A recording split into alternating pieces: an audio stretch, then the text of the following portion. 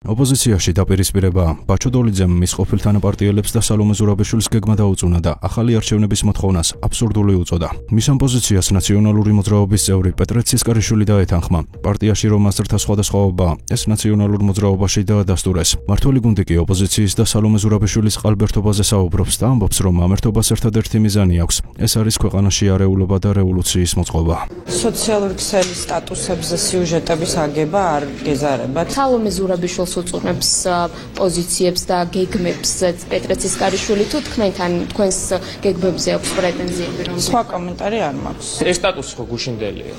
დღესაც მიმდინარეობს კონსულტაცია, შეთანხმებას მივაღწევ. რადიკალების წარმომადგენლები არიან, რომელიც სალომე ზურაბიშვილის განცხადებას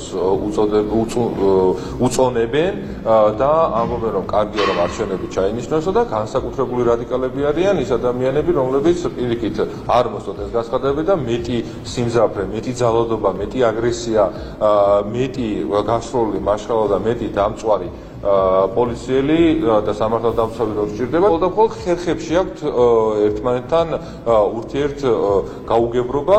ერთი ამბობს, რომ რადიკალურები უნდა ვიყოთ, ხოლო მეორე ამბობს, რომ განსაკუთრებულ რადიკალებს უნდა მიმართებოდეთ. ეს მათი შიდა რაღაც მოლაპარაკებების თემა არის. კიდევ ერთხელ მეორე, არჩევნები ქვეყანაში ჩატარდება მომავალ წელს, ეს არის ადგილობრივი თვითმმართველობის არჩევნები და 2028 წლისთვის უნდა მოემზადოთ საპარლამენტო არჩევნებს. სხვა მეტი არჩევნები ქვეყანაში არ იგეგმება. ეს არის ბლეფი, ტყუილი.